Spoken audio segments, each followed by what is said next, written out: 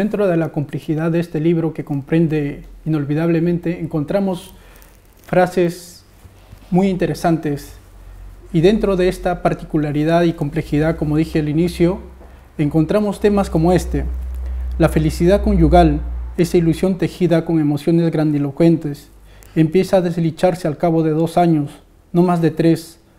A los 5 sobreviene esto que ahora siento por Ania, un cariño parasitado por una dosis creciente de odio y por las ansias reprimidas de alzar vuelo alguna noche en aras de otro inalcanzable séptimo cielo. Ella siempre me ha provocado violentas crisis de deseo y de celos. Felicidad, eso nunca. Como podemos ver, son personajes que están al borde de los extremos. Y dentro de esas frases encontramos una frase muy interesante, donde el personaje dice o señala que hay un lugar propicio para el suicidio. Patrick, ¿cuál es ese lugar? Es el puente Mirabeau, ¿no? de donde saltó el poeta rumano de expresión francesa, Paul Celan. Se suicidó arrojándose al Sena desde ese puente. Es un bello puente, y qué mejor muerte que esa. Finalmente, Paul Celan se arroja al Sena, se ahoga, y cuando recuperan su cadáver se le hace una máscara mortuoria, que es lo que no tiene Ada, justamente porque Ada no era un poeta famoso. De alguna manera la máscara mortuoria de Ada sería inolvidablemente mi novela. Pero sí, un lugar propicio para suicidarse. Imagínense los puentes de París, que son en general muy bellos. El puente Mirabeau, un día de otoño, por ejemplo, en el que está lloviendo o hay neblina, y un personaje deprimido se para en medio del puente, mira al río, es atraído por las aguas procelosas del Sena, y finalmente se arroja a ellas para terminar su existencia, ¿no? Es mucho más poético que, no sé, tomar barbitúricos, por ejemplo, en su dormitorio, o que colgarse de una viga. Además, atrae al público. A lo largo de toda la obra de Patrick encontramos un tema que se repite, si no en todos sus libros, en la mayoría, y es el tema de la muerte. Patrick, ¿cómo te suscita este tema?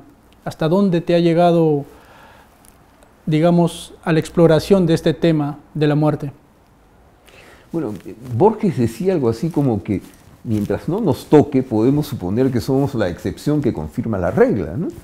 O sea que uno es inmortal, en la medida en que no has muerto todavía, puedes suponer que eres inmortal.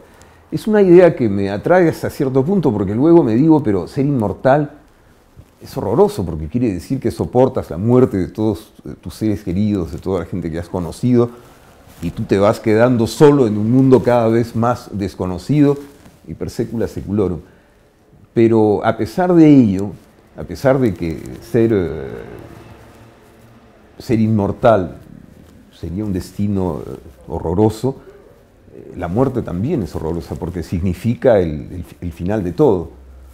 Cuando mueres tú, se apaga, al menos para el que eras tú, el mundo. Desapareces. Y es una prueba que espero que me llegue lo más tarde posible, y en las condiciones más dulces y suaves posibles también, pero es una idea que no sé si me obsesiona realmente, pero que está muy presente en mi pensamiento. La muerte. Después de todo, aparentemente nos va a tocar a todos, ¿no? Sin embargo, Patrick, el hacer novelas, el hacer poesía, es un acto de resistencia contra la muerte. Sabemos que de repente físicamente no vamos a estar, o no vas a estar, pero sin embargo vas a estar vivo. ¿Crees tú que la novela o la ficción, como tal, la narrativa, es un acto de resistencia a la muerte, al olvido, mejor dicho? Bueno, inolvidablemente es eso, es lo que llamarían en francés un tombeau a la memoria de Ada de Bernardi, para que ella perdure, para que ella viva, para que su memoria perdure. En ese sentido es, sí, un acto de resistencia contra la muerte. Y creo que en todo creador, escritor, pintor, músico, cineasta incluso, me imagino, me parece que hay siempre escondido en algún rincón de su mente la aspiración a ser recordado 10, 20, 30, 40, 50 años o 5 siglos, ¿no? o 3.000 años como Homero. La aspiración es esa, ¿no? El arte nos acerca al absoluto. Y por eso yo lo concibo como una búsqueda permanente de la belleza, es decir, como una búsqueda de la perfección, que es la única manera en la que el ser humano puede perdurar. Y por eso es que es tan importante que el arte sea verdaderamente independiente, sea una actividad que no dependa de ninguna otra actividad política, económica, social, filosófica, religiosa, moral, etc. El arte, en este caso la literatura, debe existir en tanto que literatura y nada más, porque es, de alguna manera, la obra de un creador, del creador de un mundo, de alguien que está reinventando el mundo, que está, de alguna manera, sustituyéndose a Dios. Está sustituyendo a Dios con su propia creación. Y su aspiración es a perdurar. Yo no creo que ningún escritor en el fondo se diga, Borges lo pretendía, pero me parece que era más bien una pose, que aspiraba solamente a ser olvidado. Yo no creo que ningún escritor aspire realmente a ser olvidado. En el fondo, escribes porque quieres perdurar, quieres dejar algo que va a seguir existiendo después de que tú hayas desaparecido. En ese sentido, la imagen del árbol me parece una buena metáfora, porque un árbol es algo que existe mucho tiempo. Hay árboles que tienen 1000 años, que han conocido la Revolución Francesa, que han conocido la Reforma, que han conocido el Renacimiento, que han conocido la Guerra de las Rosas en el siglo XV. 1000 años. Estaban antes que nosotros y van a seguir estando después, y quizá mucho después de que nosotros hayamos desaparecido. La aspiración de toda obra de arte es hacer en ese sentido un árbol, o sea, algo que perdura. Evidentemente nada perdura eternamente porque todo es finito, incluso el planeta Tierra tiene las horas contadas, si se puede decir así. Pero perdurar en la memoria de generaciones posteriores, y cuantas más sean estas generaciones, mejor. Esa es la aspiración, creo yo, de todo verdadero creador. Lo que sé de Camargo, novela publicada en 2011. Como podemos ver, esta novela, compleja también, tiene un inicio bastante interesante y es el prefacio. Patrick, si nosotros nos sujetáramos a este juego serio de la novela, ¿cómo te sientes tú, como Patrick Rosas, dentro de la ficción? Puesto que en el prefacio te encuentras con el personaje. ¿Cómo te sientes tú como personaje real dentro de esta historia de ficción? Bueno, me siento muy mal porque mis personajes terminan mal. Terminan de manera trágica, ¿no? Y de algún modo eso me da pena. Utilicé este procedimiento porque me permitía narrar con una cierta distancia, y sobre todo porque la novela está contada en primera persona por, ¿cómo se llama? Por Sorel, exactamente, por el personaje este de Sorel. Y para que este personaje estuviera lo más distanciado posible de mí mismo, incluirme yo en la novela como el autor del prefacio me permitía imponer una especie de velo entre Sorel y yo, para que Sorel no me representara de ninguna manera. Utilicé ese procedimiento con esa intención. Por lo demás es una historia triste, y cuando uno escribe sus historias y crea sus personajes, los quiere, ¿no? Porque de alguna manera son sus hijos, y uno quiere a sus hijos incluso si son feos, si son pesados, si son chinches. En este caso, el personaje de Camargo, por ejemplo, que está inspirado en dos poetas de la generación peruana del 70, es un personaje bastante desagradable, pero tiene su humanidad y escribiendo la novela me daba cuenta de que yo quería a este personaje. Aunque quizá en un comienzo le había tenido una cierta animadversión, sobre todo Sorel le tiene una cierta animadversión, me daba cuenta conforme iba escribiendo la novela que el personaje me era entrañable y el papel de todo escritor con relación a sus personajes y a lo que cuenta debe ser de una absoluta neutralidad. Incluso si los personajes son detestables, el escritor tiene que amar su creación. Es un poco como Jehová en los 6 días de la creación, el 7º descansa. Ama toda su creación, lo bueno y lo malo, lo feo y lo bello. Un escritor se encuentra en la misma posición, diría yo. Incluso si crea un personaje negativo, un personaje desagradable, tiene que tener la suficiente neutralidad para no cargarlo de su propia animadversión hacia él. Y en ese sentido, tiene de alguna manera que, a posteriori, amarlo, decir, bueno, sí, pero este personaje también es mi personaje. Es así porque es así, pero con todos sus defectos este personaje es mío y, bueno, lo quiero porque es producto de mi imaginación, es un hijo mío. El escenario de la novela está entre París y Lima, en un escenario del militarismo. Patrick, ¿cómo representas esa época y sobre todo a esos poetas o a ese poeta que está dentro de ese submundo, dentro de, digamos, que tiene todas las de perder?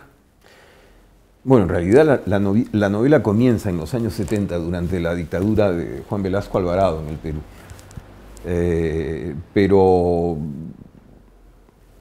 la primera parte de la novela, aquella que está ambientada en Lima fundamentalmente, dura aproximadamente 30 40 páginas. El resto de la novela ocurre en Europa, entre España y París, fundamentalmente. Lo que traté de hacer, por una vez, para demostrar que no soy dogmático, era crear dos personajes peruanos que estuvieran en las antípodas como individuos, en las antípodas socioculturalmente. Sorel, que viene de un hogar acomodado, un hogar burgués, cosmopolita, con una cultura cosmopolita, y Camargo, que es un muchacho provinciano, pobre, que llega a Lima con aspiraciones de convertirse en escritor y se convierte en una figura fulgurante de la poesía de los años 70. Sus destinos convergen en determinado momento por una serie de circunstancias. Y desde ese momento, Sorel sigue a Camargo casi como su sombra, en realidad. Sus destinos están unidos. Tienen un final trágico que también quería, era mi intención por lo menos, ilustrar una cierta tragedia de la sociedad peruana, una sociedad que hasta ahora me parece que está cambiando desde esta última década quizá, que hasta ahora nunca había podido plasmarse en tanto que Estado-nación, y no había podido constituir una sociedad armónica. Y estos dos personajes representaban las dos caras de la moneda, finalmente, el burgués y el hombre del pueblo, pero que tienen un destino trágico ambos, que finalmente los une a la hora de la muerte. Ni uno ni otro consigue plasmar nada. Sorel no deja de ser un diletante, alguien que no tiene una profesión definida, una actividad definida, que no se ha definido en su relación con el mundo, y Camargo, que es finalmente un poeta frustrado, porque tampoco plasma una obra.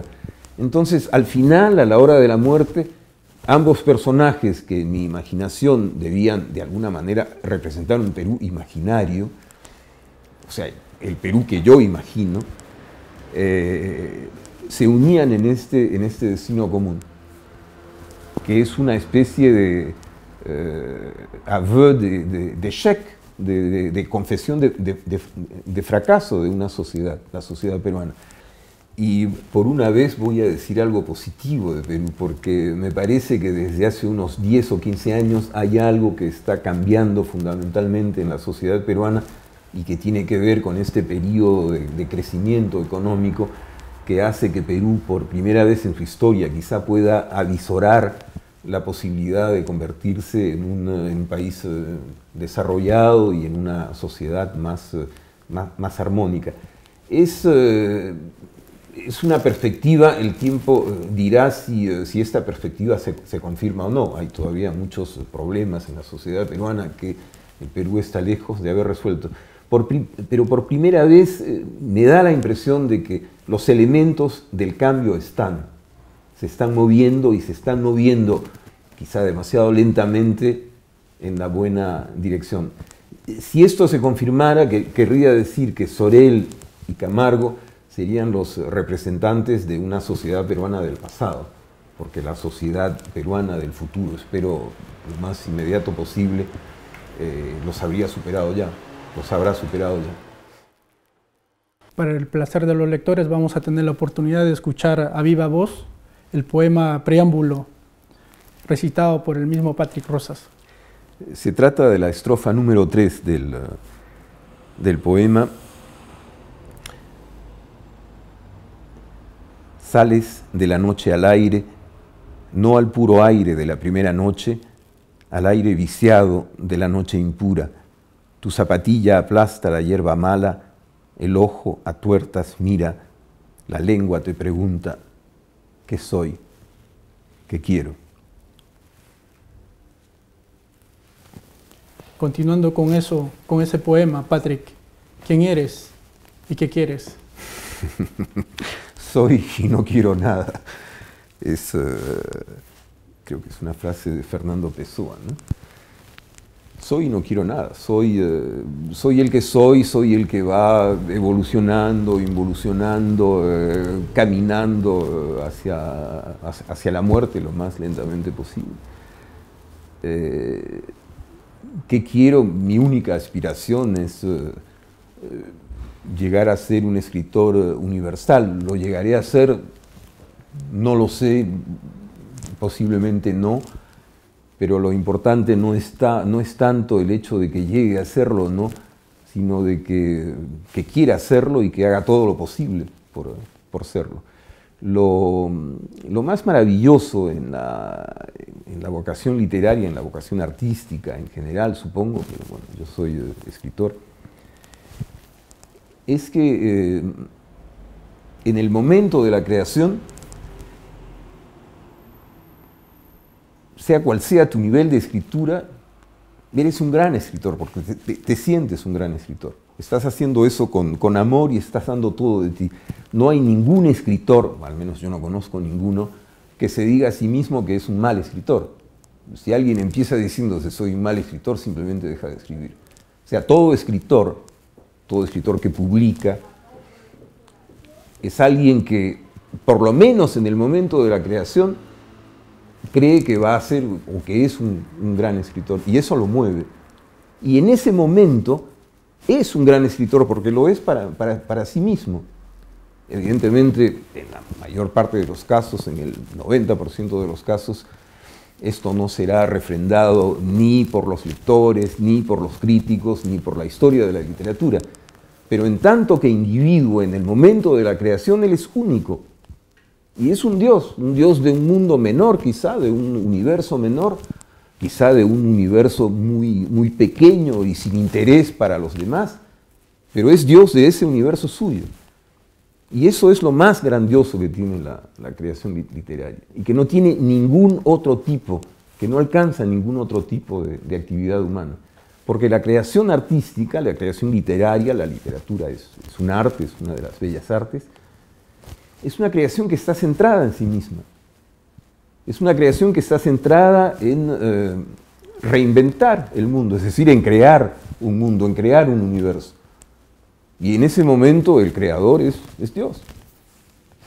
Patrick, tú que te has dedicado casi una vida entera a la ficción, a la escritura, ¿qué te ha dado la literatura durante todo este tiempo? Bueno, me ha dado dolores de cabeza, me ha dado depresiones, me ha dado ganas de suicidarme, me ha costado dinero,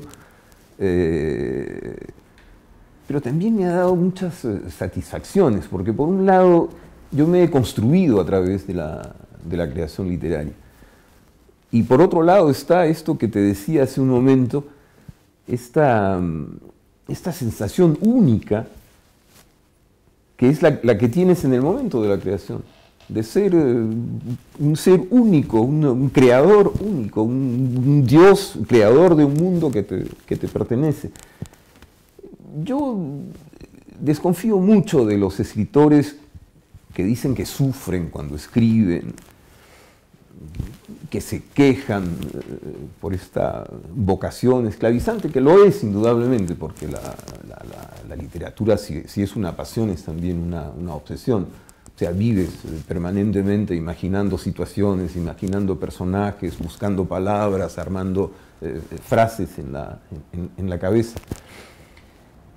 Esto te puede aislar de tu familia, te puede aislar incluso de la sociedad, en los casos extremos por lo menos. Pero es muy satisfactorio, porque es el único momento de felicidad que tienes en la vida, aparte del momento del amor, que tiene una dificultad inherente, y es que la mujer que amas te puede dejar. En cambio, la literatura no te va a dejar nunca. Tú puedes abandonar la literatura en determinado momento si así lo decides. Pero si no, la literatura es la amante más fiel, estará siempre contigo. Te hará sufrir un poco porque efectivamente puede generar heridas narcisistas que en algunos casos no se restañan. Pienso en el caso de Peter Kennedy Toole, creo que es el nombre de este novelista americano que escribe crónica para los bribones. A la edad de 22 o 23 años manda su novela a decenas de editoriales en Estados Unidos, todas le rechazan la novela, frustrado, y por el dolor, me imagino, que le causa, el sufrimiento que le causa esta herida narcisista no restañada, se suicida. Y no es publicado sino póstumamente, es su madre quien consigue finalmente un editor para esta novela, que se convierte en un acontecimiento mundial en el momento de su aparición. De modo que efectivamente la literatura puede todo arte, ¿no? En la medida en que implica una serie de aspiraciones y sobre todo que te enfrenta a un público al que tú quieres conquistar, puede generar heridas narcisistas muy dolorosas y en algunos casos irresañables. Pero siendo una profesión de riesgo, como lo es también la del equilibrista, de alguna manera el poeta, el escritor, el artista, es un equilibrista, es una profesión que te da una gran satisfacción individual. Y por último, ¿por qué no puedes morir incluso siendo un autor desconocido, pero en el momento de la muerte te puedes decir sí, pero dentro de 10 o 20 años o dentro de un siglo o dos, alguien leerá mi obra, la recuperará para la historia de la literatura? O sea, siempre puedes morir con esa ilusión. En cambio, cuando mueres no puedes decir, bueno, a la mujer que amo la voy a reconquistar dentro de 10 años, porque dentro de 10 años ya no estarás más en este mundo. Por eso yo, con todos los sacrificios que implica escribir, y creo que toda actividad humana implica sacrificios, considero que la escritura, la creación artística, es la actividad más elevada a la que puede aspirar el hombre y la que más satisfacciones te da individualmente. Patrick, tú que has vivido los mejores o peores momentos de esa Francia mítica y no mítica, ¿qué significa para ti este país como escritor, como persona? Bueno, a Francia le debo prácticamente todo. Le debo el haberme formado, le debo el haberme permitido convertirme en escritor, le debo los amores que he tenido, le debo 2/3 partes de mis hijos. Es un país con el que estoy vinculado muy entrañablemente, en realidad. Es un país en el que me gusta vivir, contra el que reniego a menudo, porque bueno, Francia es Francia, tiene sus virtudes y sus defectos, indudablemente. Pero tengo la impresión, tengo la idea de que si hubiese escogido otro país para vivir, no habría conseguido convertirme en el escritor que soy hoy, sin ninguna pretensión en relación con ello. Porque Francia es un país donde la cultura está en el aire, la absorbes en el aire, la absorbes en la calle, la absorbes en los cines, la absorbes en la radio, una radio como France Culture, por ejemplo, Francia Cultura. Es una radio imposible de organizar en cualquier otro lugar del mundo. Es una radio que está centrada en la cultura, exclusivamente. Y es una universidad. En France Culture tienes emisiones sobre filosofía, sobre cine, sobre literatura, sobre economía, sobre ecología, sobre política, sobre sociedad. Es una universidad. Francia es en ese sentido un país único. Y creo que hay que se crea aquí una forma de emulación artística, creativa, que no se crea en ninguna otra parte del mundo. Estaba pensando en una ciudad como Nueva York, por ejemplo, que yo no conozco. Pero Nueva York es una ciudad de Estados Unidos, es una ciudad del nuevo mundo. Nueva York es un centro fundamental para la cultura mundial en nuestra época, pero le falta algo, que son esos 2000 años de historia que tiene Francia sobre las espaldas. El mundo americano es un mundo reciente, el mundo europeo es un mundo muchísimo más antiguo. Y por eso creo que Francia es un país muy especial, es un país único en el mundo. Tenemos hoy, y debido quizá a esta propensión de los franceses a la depresión, al autocuestionamiento, al autoflagelamiento, la idea de que la sociedad francesa o la cultura francesa estarían en decadencia. No lo sé, esperemos a ver dentro de 1 o 2 generaciones qué es lo que ocurre. Pero incluso si estuviera en decadencia en esos momentos, es una decadencia riquísima. Es una decadencia con potencialidades inmensas. Y como decía, aquí la cultura se respira en el aire de la calle. Eso no lo encontraría de ninguna manera en el Perú, y cuando digo el Perú, digo sobre todo Lima, pero tampoco en otras partes del mundo. Yo he vivido en Alemania un poco, he vivido en Inglaterra, bueno, he vivido en Polonia. No he vivido en España, pero he visitado y visito regularmente España, es un país que conozco bastante. En ninguno de esos países encuentro esta relación tan estrecha entre la sociedad y la cultura que existe en Francia. Ni siquiera en Alemania, que es la tierra de la filosofía moderna por excelencia, ¿no? Pero ni siquiera en Alemania creo que existe esta compenetración entre cultura y sociedad. Quisiera agradecerte, Patrick, por esta gentileza. Como hemos visto, Patrick es un escritor prolífico y sus libros son un testimonio de ello. Gracias, Patrick. Gracias a ti por esta gentileza y por esta iniciativa tan interesante. Muchas gracias. Gracias.